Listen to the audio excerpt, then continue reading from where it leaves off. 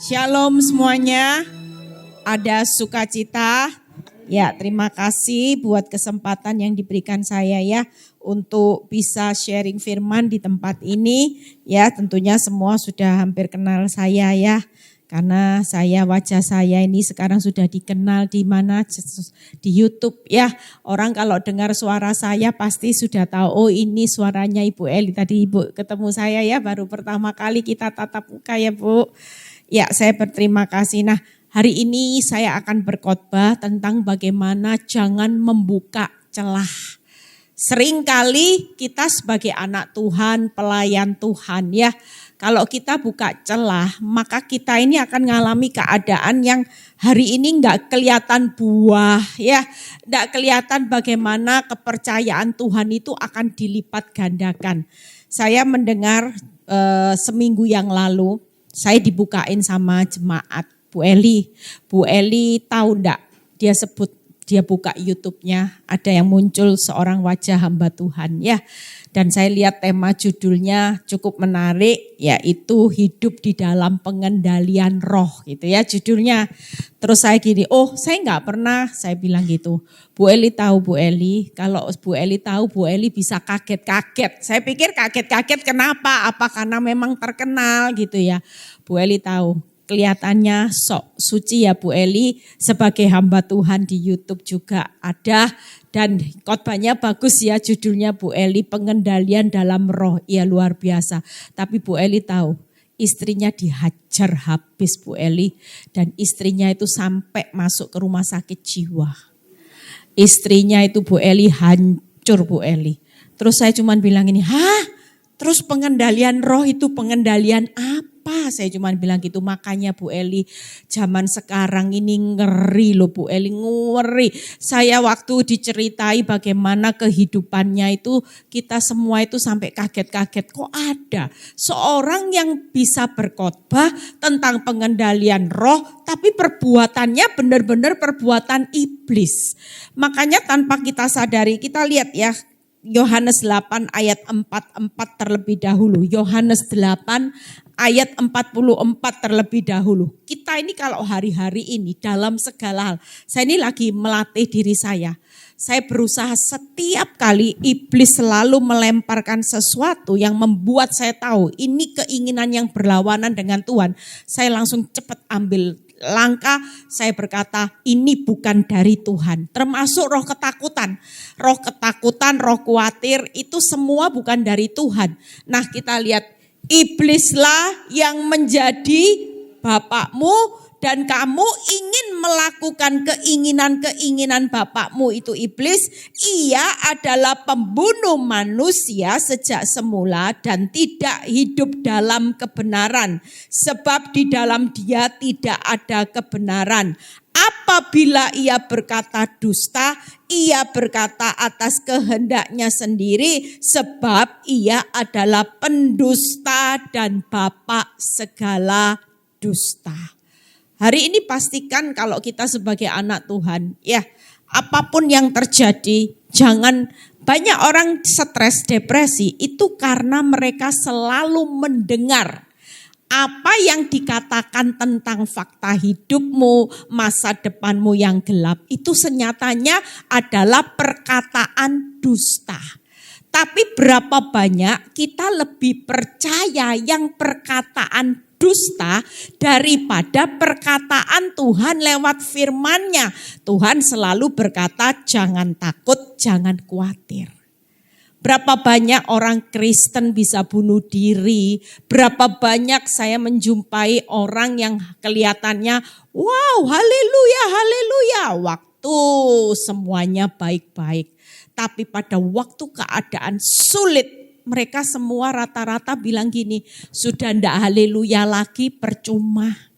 Doa puasa ya percuma, semua percuma, hati-hati. Ini celah yang paling besar, hidupmu akan dihancurkan sama iblis. Kenapa? Karena kita sudah mulai mempercayai bapak pendusta daripada kita mempercayai bapak kita di surga. Kalau kita percaya dengan perkataan firman Bapak kita di surga, walaupun memang kenyataannya tambah hancur. Memang kenyataannya godaannya tambah luar biasa. Tapi kalau kita percaya dengan Bapak kita di surga, kita akan berkata gini, enggak apa-apa. Kenyataanku boleh hancur karena firman Tuhan jelas berkata justru di saat keadaanku hancur-hancuran, kuasa Bapakku akan menjadi sempurna.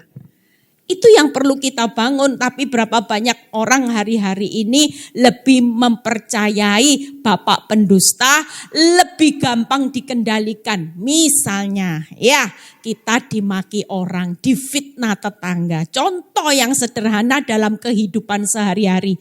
Jujur, kalau difitnah tetangga, kita emosi atau kita bilang gini, aku berkati engkau. Itu perintah Bapak di surga. Doakan, berkati, jangan kutuki. Tapi berapa banyak kita ketika tetangga mulai mengatai kita yang buruk-buruk di belakang. Ya, mulai kita disakiti tetangga. Berapa banyak kita membuka celah, bukannya mendoakan, menyapa, enggak, malah diplengosi. Malah saat ini saudara bilang gini, amit-amit ya, kalau lihat wajahnya, aku akan buang muka. Nah, ini celah saudara. Kita hari ini yuk belajar untuk tidak membuka celah, untuk lebih mendengar apa kata pendusta, apa yang hari ini diperintahkan. Kalau memang yang kita lakukan untuk membalas itu bukan perintah dari Bapak di surga, alangkah kita hari ini lebih tunduk daripada kita mengenakan daging berhasil maki orang, tapi itu bukan sesuai dengan apa yang diperintahkan Tuhan. Yuk kita lihat 3 hal. Bagaimana PowerPoint-nya hari ini kalau kita sebagai anak Tuhan, kita mau belajar untuk hidup jangan membuka celah. Yang pertama yaitu kita harus mencintai Tuhan melebihi dunia. Ya. Gak mungkin kalau saudara mencintai uang ya, hari ini saudara bisa cinta Tuhan. Berapa banyak orang rela kehilangan Tuhan tapi tidak rela kehilangan uang. Berapa banyak saudara mengorbankan waktu untuk tidak beribadah karena ada yang namanya pekerjaan jauh lebih banyak. Berapa banyak orang rela menipu korupsi hanya untuk urusan perut, urusan Tuhan nanti urusan setelah korupsi minta ampun. Berapa banyak orang hanya karena ingin jengkel emosi karena lihat pasangannya selingkuh. Habis gitu dibales selingkuh, dibales selingkuh. Yang penting harga diri. Kalau kamu laku, sorry aku juga laku. Oh berapa banyak orang seperti itu. Mereka tidak pernah berpikir kalau mereka membalas, mereka hari ini bisa membalas selingkuh, bisa membalas caci maki dengan caci maki. Berarti kita lebih rela kehilangan Tuhan daripada harga diri. Itu sebabnya yang kedua, bagaimana kalau kita tidak ingin membuka celah, hiduplah dalam pengendalian roh, bukan daging dan hawa nafsu. Setiap kali pingin marah, roh yang kendalikan, roh akan bicara gini, jangan marah. Marah itu tidak mengerjakan kebenaran. Jujur, setiap kali kita mau melakukan yang jahat, roh itu pasti berkata. Dia pasti menegur kita, tapi berapa banyak kita hari ini gampang-gampangnya bukan roh yang mengendalikan daging, tapi emosi, jengkel, sakit hati yang mengendalikan kehidupan kita sehari-hari. Yang ketiga, yang paling penting, celah yang paling penting yaitu jaga hati. 3 hal ini perlu kita hidupi setiap hari supaya apa? Supaya hidup kita makin berkurang, Kristus yang makin bertambah. Kalau kita setiap hari bisa disiplin dengan seperti ini, maka kita sedang dikosongkan oleh Tuhan dan kita sedang dipenuhi oleh urapan yang benar-benar dari Tuhan. Ketika saya hari itu saya setiap kali kalau mau khotbah, awal-awal saya nggak ngerti. Waktu saya mulai dipanggil Tuhan jadi hambanya. Saya setiap kali mau khotbah kok banyak yang bikin saya marah. Tiap kali mau khotbah ada aja yang bikin saya marah. Sampai saya bilang gini sama Tuhan, lah orang mau khotbah kok Tuhan itu izinkan ya orang deket nyakiti saya. Kenapa Tuhan? Saya mau khotbah seharusnya saya dengar yang enak-enak toh Tuhan biar bisa sukacita. Biar hati ini tidak jengkel sehingga khotbahnya jadi maksimal. Kalau seperti ini kan rasanya mau khotbah besok tapi hari ini jengkel Tuhan, tidak salah jengkel. Tapi untung saya berkata dalam diri saya, sudahlah ampuni. Saya masih nggak ngerti kenapa itu terjadi. Sampai hari saya berkhotbah. Ketika saya kemarin berhasil untuk mengampuni orang yang seharusnya saya bisa maki-maki, saya seharusnya punya wewenang bahwa saya tidak salah. Kenapa kamu bisa mengatakan seperti ini? Tapi itu tidak saya lakukan. Dan ketika itu tidak saya lakukan pada hari saya khotbah. Saudara tahu setelah selesai khotbah, orang nyalami kasih tangan ke saya, orang bilang gini, Bu terima kasih ya khotbahnya bagus, khotbahnya memberkati. Saya itu sampai bilang gini, iya ya. Dan setelah itu baru Tuhan bilang gini, kamu tahu kenapa kamu hari ini bisa khotbah memberkati banyak orang? Karena kamu ingat kemarin, saya bilang apa ya kemarin? Kemarin waktu seseorang menyakiti hatimu dan kamu kepingin marah tapi kamu berhasil mengendalikan, di situ ujiannya lulus. Ketika aku berusaha memberi kamu urapan yang dari aku, dan ketika engkau lulus untuk aku kosongkan, engkau berespon benar, disitulah urapan Tuhan itu mengalir. Tepuk tangan buat kemuliaan nama Tuhan. Ternyata ada ujiannya. Untung ya, coba kalau hari itu saya sedang dikosongkan Tuhan, tapi saya berespon salah, saya maki-maki orang, saya mau khotbah apa coba? Kalau saya khotbah mengampuni, ternyata kemarin habis maki orang.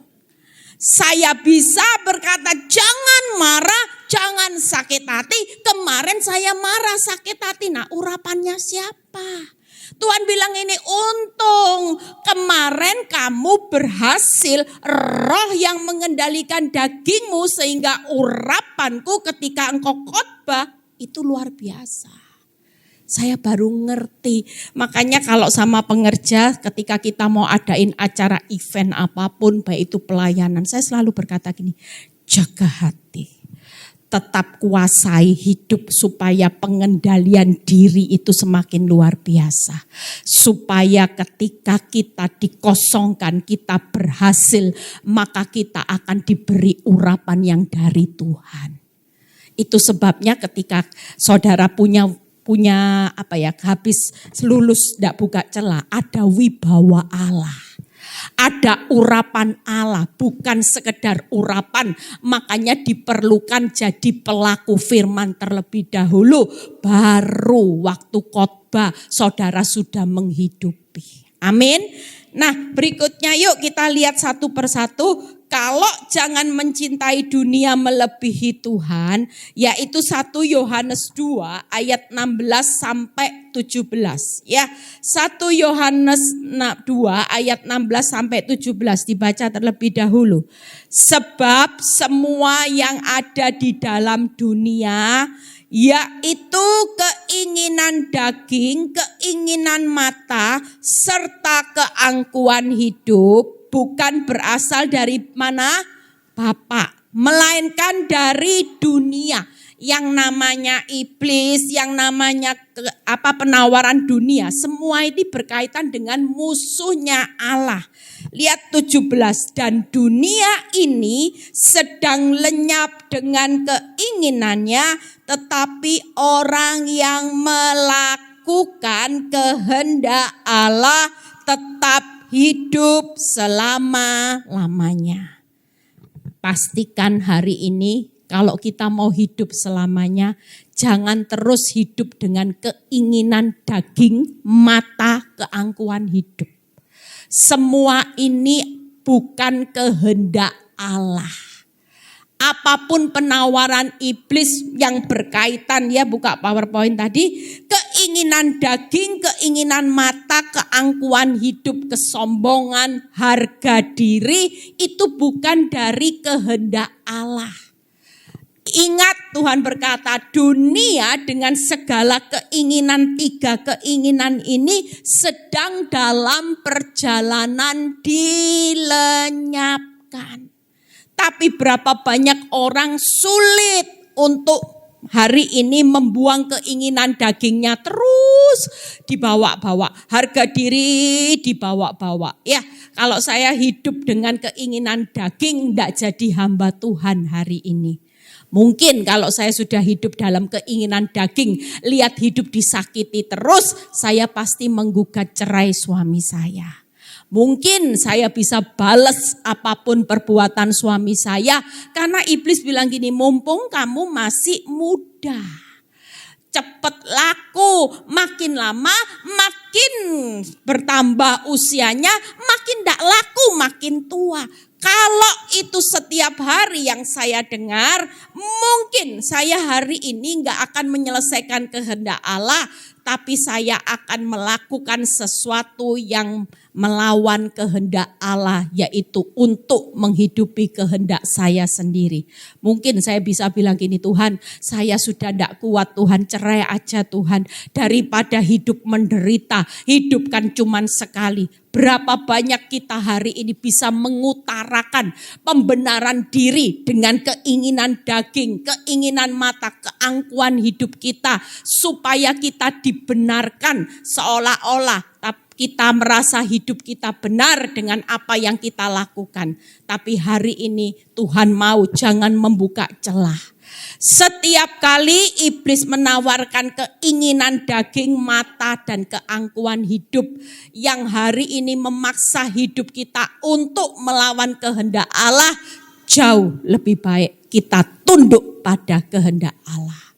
Ya, suatu kali saya pernah mengalami keadaan di mana ketika suami saya lagi ngobrol sama saya, ini lagi suasana enak-enak ya, tiba-tiba ada WhatsApp masuk dan suami saya baca WhatsApp. Suami saya tuh bisa terang-terangan bilang gini sama saya, kamu lihat ya, sekarang yang suka sama aku nih banyak wanita-wanita. Kalau kamu baca di sini, wanita-wanita yang WhatsApp saya itu usianya 18 tahun, 20, 21, 22. Dalam hati saya ketika dia berkata seperti itu sedang menyinggung area harga diri saya. Oh jelas, lah saya kepala 4 saudara. Ya, dia bilang kepala 18, 20. Itu jelas rasanya saya mau marah saudara. Saya hampir aja yang namanya jari saya bilang gini, kamu ngaca. Kamu sendiri sudah usia berapa? Waktu itu usia suami saya sudah 50 saudara. Kepingin enggak namanya jari ini, keinginan daging, mata itu sudah mau saya lihat dia dengan bangganya ngomong, lihat tuh cewek-cewek cantik, seksi, putih, taksir saya, mau naksir saya luar biasa. Jujur dalam hati saya, kamu ini ngomong sama siapa di depan saya? Saya kepingin rasanya emosi marah, tapi tiba-tiba Tuhan ingatkan, ingat. Jangan pernah hari ini terpancing emosi hanya karena keinginan daging, keangkuhan hidupmu rasanya kurang ajar Tuhan. Tapi hari itu untung saya sadar begitu saya mau rasanya tangan saya seperti ini, tiba-tiba Roh Kudus mengingatkan saya dan saya langsung ambil tangan ini berhenti. Saya cuma bilang gini, iya. Siapa yang enggak tahu suaminya Bu Eli ganteng? Saya bilang gitu. Lu jujur saudara, dengan mengatakan seperti ini saya percaya sekalipun sakit buat saya. Tapi saya tahu di alam roh Tuhan melihat kemenangan bagaimana saya berhasil membuang semua keinginan mata dan keangkuhan hidup. Mungkin saya bisa bilang gini, kamu punya otak enggak? Kamu lagi bicara sama pembantu atau istri. Ini istri. Kamu kira Kamu ngomong sama siapa sekarang yang ada di hadapanmu? Kamu punya otak, oh jujur itu jelas bisa saya lakukan. Tapi waktu tangan ini mau berusaha untuk menghakimi, saya mulai tunjuk diri saya sendiri. Diam. Apa yang dikatakan itu dia tidak tahu apa yang dia perbuat. Itu hanya alat. Sehingga iblis mau pancing emosimu untuk engkau hari ini tunduk kepada perintahnya. Hari itu langsung saya bilang gini, Tuhan untung ya saya bisa sabar.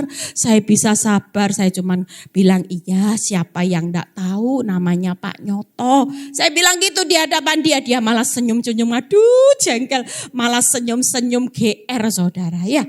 Dalam hati saya, bawa kaca lo, jujur saya bisa bilang, mungkin saya bisa bilang gini, kamu kira kamu aja yang laku loh, saya kalau saya open PO diskon dikit-dikit juga laku loh. Jujur kalau mau ngomong jujur.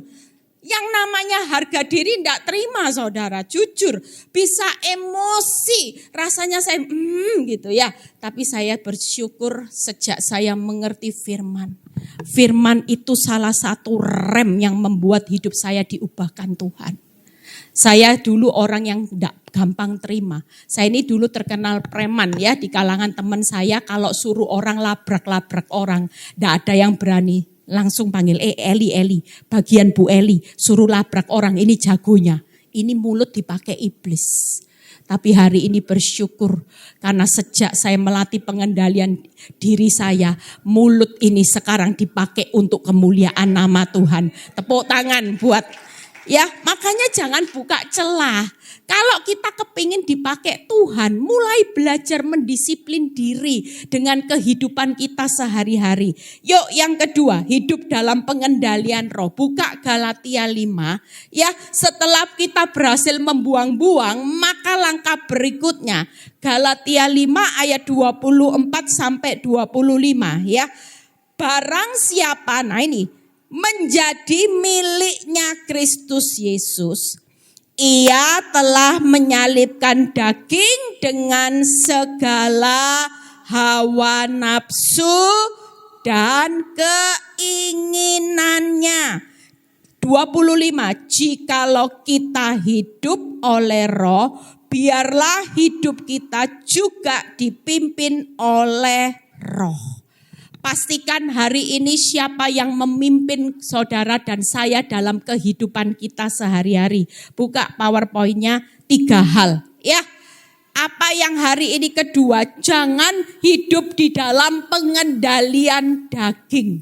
Kita ini benar-benar lagi disalibkan, mati. Yaitu secara daging dan hawa nafsu. Kita hari ini kepingin marah, kita salibkan roh amarah. Kita hari ini kepingin rasanya maki orang, kita mulai salibkan semuanya. Karena jelas hidup dah dalam pengendalian roh, khususnya ibu-ibu. Ya, kalau lihat suaminya pulang terlambat, ya mungkin sudah jauh-jauh. Apalagi kalau suami ditelepon, teleponnya mati padahal baterainya habis. Ya, yang namanya iblis itu sudah taruh pikiran yang aneh-aneh. Pasti ini selingkuh, pasti ini pergi ke tempat yang tidak benar dan sebagainya. Ketika suami pulang ke rumah, apa yang akan kita lakukan kalau hati ini sudah panas?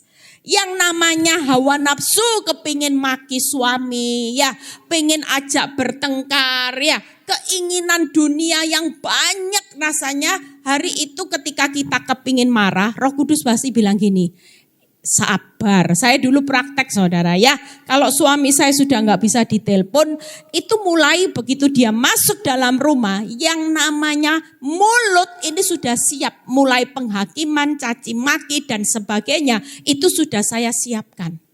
Tapi begitu saya melihat wajahnya, saya pingin marah, Tuhan itu ingatkan, sabar. Jangan pernah hidup untuk menghakimi suami.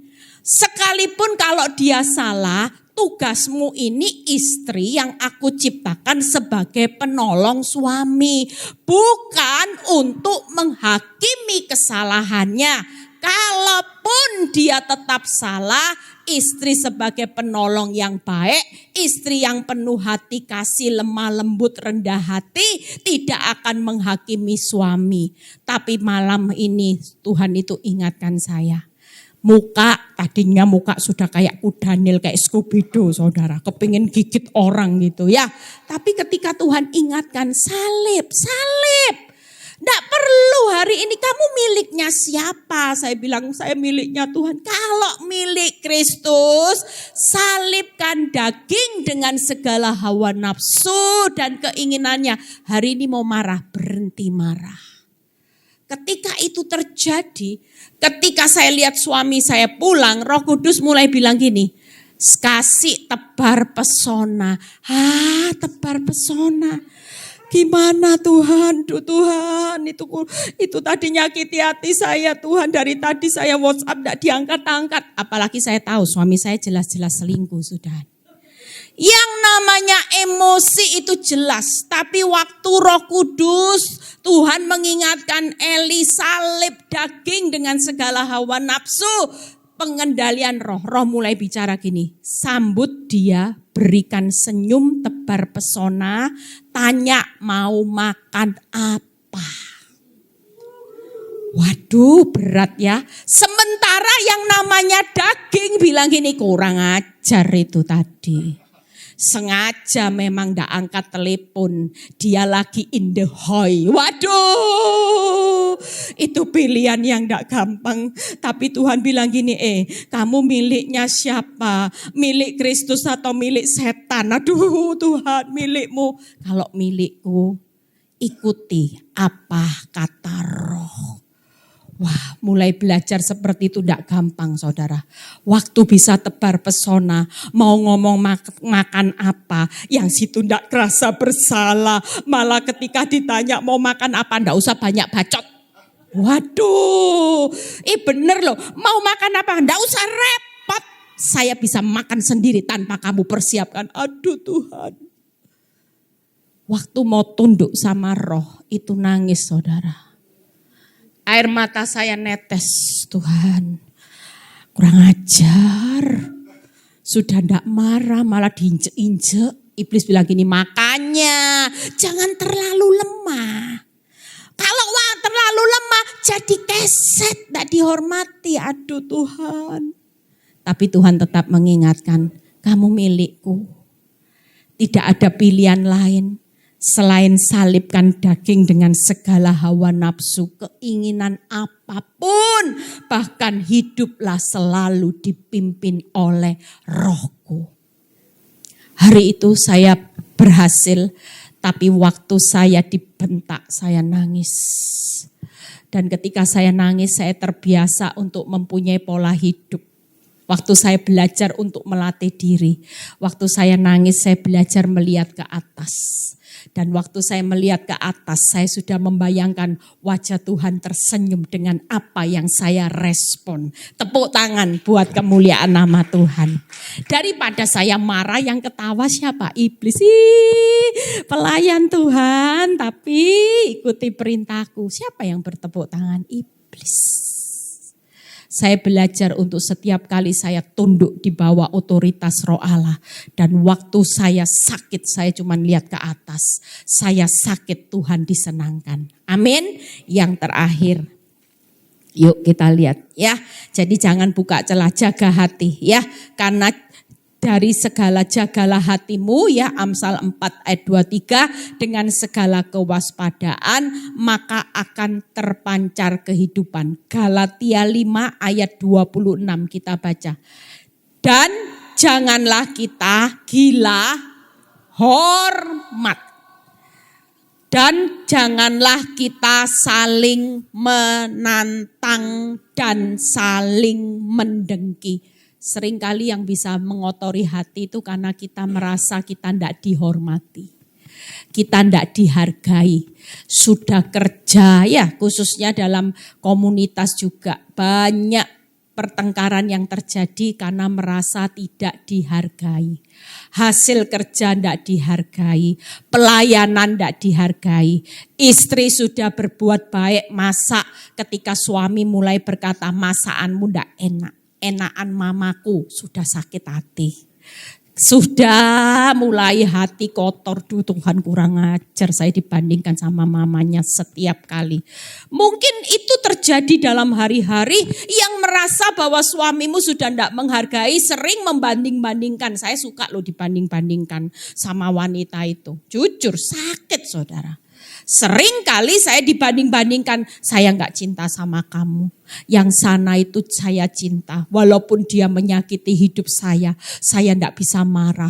Karena saya mencintai dia, sama hidupmu enggak cinta lagi. Coba jujur, perkataan itu sering diucapkan suami saya di depan saya. Itu membuat rasanya hidup saya itu kurang dihargai, bahkan enggak dihargai sama sekali saudara. Dalam hati saya bilang ini, Tuhan apa artinya saya hidup kalau saya tidak dapat penghargaan suami. Jujur awal kepingin bunuh diri saudara. Ya rasanya hidup tidak dihargai. Tapi waktu Tuhan berkata buat hidup saya, Eli, manusia boleh tidak menghargai hidupmu. Tapi aku selalu melihat hidupmu. Walaupun engkau disia-siakan suamimu, engkau tetap biji mataku. Engkau tetap berharga di mataku dan engkau mulia. Dan aku sangat mengasihimu. Itu perkataan yang saya dengar, saya bilang iya Tuhan. Sekalipun orang di sampingku sudah tidak lihat lagi bagaimana menghargai saya sebagai istrinya. Ya jujur waktu suami saya keluar masuk rumah semau-maunya sendiri, pulang jam 3 pagi, pulang subuh tidak pulang ya tidak apa-apa. Pulang seminggu ya tidak ada masalah. Itu membuat hidup saya seperti keset. Saya ini istri, mama dari 3 anak saya, sekarang sudah besar seperti ini. Serasa iblis bilang gini, habis manis sepah dibuang. Nah kalau kita sudah merasa dibuang, kita akan jadi korban, kita tidak akan lihat hidup kita akan berharga seperti apa yang Tuhan mau. Justru yang dianggap sampah, ya yang dianggap sudah tidak berharga oleh suami, yang terlihat hari itu saya disia-sia. Tuhan pakai hidup saya hari ini menjadi hamba Tuhan. Tepuk tangan buat kemuliaan nama Tuhan. Makanya ibu-ibu tidak boleh lebay, ya, tidak boleh dikit-dikit sensi, dikit-dikit baper, dikit-dikit main perasaan. Ya, suami diajak ngomong, tidak digobres sudah tutup bantal, sudah tidak mau lihat wajah suami, itu nggak boleh. Itu celah. Kalau itu dilakukan nanti lama-lama hanya karena masalah yang kecil celah bisa membawa perceraian. Berapa banyak perceraian itu bukan hanya persoalan selingkuh saudara. Tapi perceraian itu hanya dari masalah yang kecil-kecil. Urusan yang dikit-dikit dibawa sensi, harga diri, keinginan-keinginan yang hari ini kalau saudara bisa matikan semua keinginan itu tidak jadi masalah. Hanya karena hal seperti itu kita ini sudah membuat pernikahan itu di ujung tanduk perceraian. Nah lihat 3 hal ya. Jangan gila hormat, jangan saling menantang ya. Yang tidak terima merasa benar, jangan saling mendengki. Iri hati itu terutama. Berapa banyak orang karena iri hati tidak terima ya. Saya melihat berapa ibu-ibu yang selalu iri hati. Melihat bagaimana ketika suaminya jatuh dalam perselingkuhan. Suka membandingkan dengan wanita yang di sana. Itu membuat ibu-ibu ada loh. Salah seorang kenalan saya gara-gara suka membandingkan sosmednya wanita tobat. Dibelikan, dicipika-cipiki sama suaminya. Tiap kali dilihat akhirnya bunuh diri saudara. Kenapa? Karena perasaan iri. Rasa ndak terima ini istri. Kok diperlakukan yang sana bukan siapa-siapa kok dimanja-manja. Saya selalu ngomong sama ibu-ibu. Sudahlah ibu-ibu jangan iri sama orang berdosa. Seenak-enak orang berdosa bayar harganya mahal. Tapi buat hidupmu yang hari ini diperlakukan tidak adil, nanti upamu besar. Termasuk anak cucu orang benar pasti diperhitungkan Tuhan. Amin. Saya sudah selesai, yuk pemain musik boleh segera. Naik ke depan, ya kita akan nyanyikan satu lagu. Jadi 3 hal. Yang pertama apa tadi? Jangan mencintai dunia melebihi Tuhan, ya. Yang kedua yaitu jangan, apalagi yang kedua saudara, jangan hidup dalam pengendalian daging. Itu hari ini mulai dibuang semuanya. Yang ketiga tetap jaga hati. Yuk bangkit berdiri.